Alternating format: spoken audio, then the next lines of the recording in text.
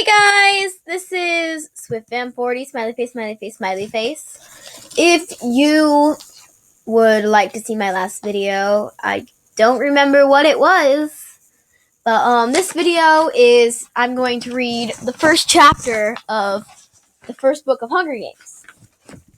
Alright, let's get to starting. The Hunger Games by Suzanne Collins. For James Promeos. Part 1, The Tributes. Chapter 1. When I wake up, the other side of the bed is cold.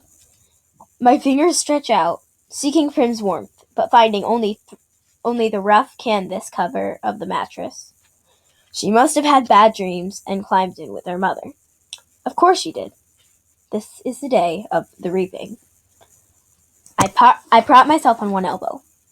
There's enough light in my bedroom to see. There's enough light in the bedroom to see them. My little sister, Prim, curled up on her side, cocooned in my mother's body, their cheeks pressed together. In sleep, my mother looks younger, still worn out, but not so beaten down. Prim's face is as fresh as a raindrop, as lovely as the primrose for which she was named. My mother was very beautiful once, too. Or so they tell me.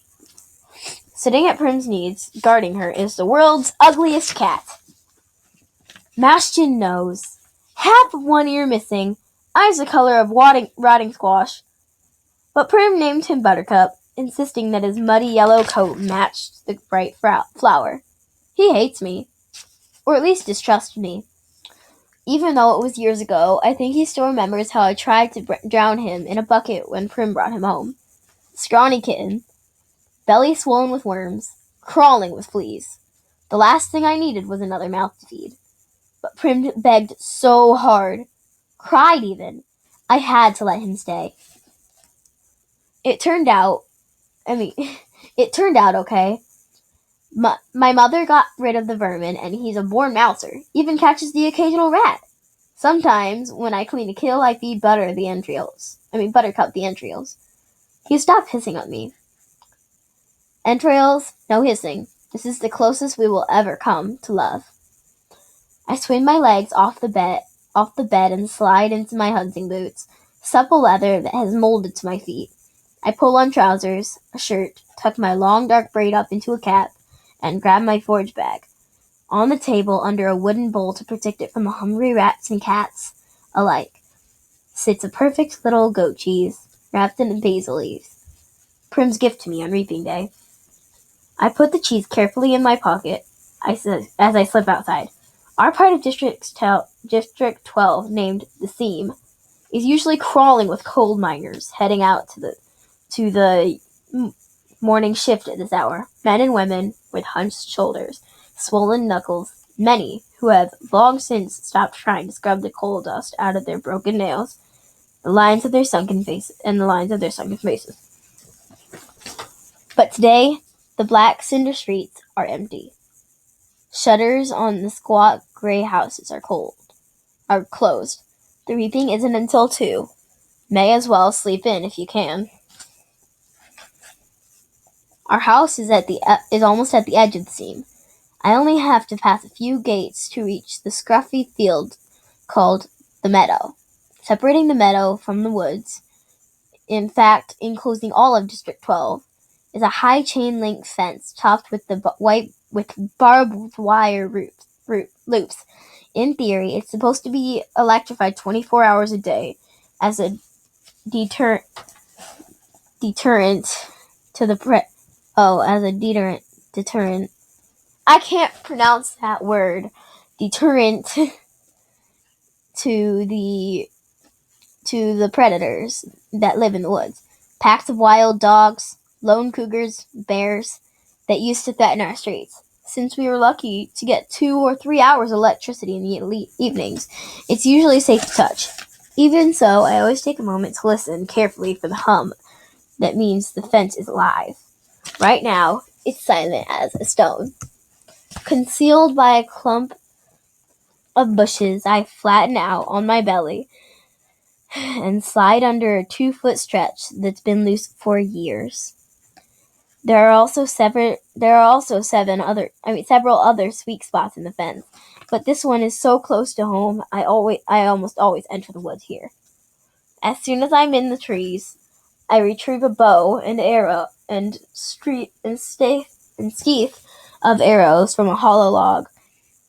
Electrified or not, the fence has been successful at keeping the flesh eaters out of District 12. Inside the woods, they roam freely, and there are added concerns like venomous snakes, rabid animals, and no real paths to follow.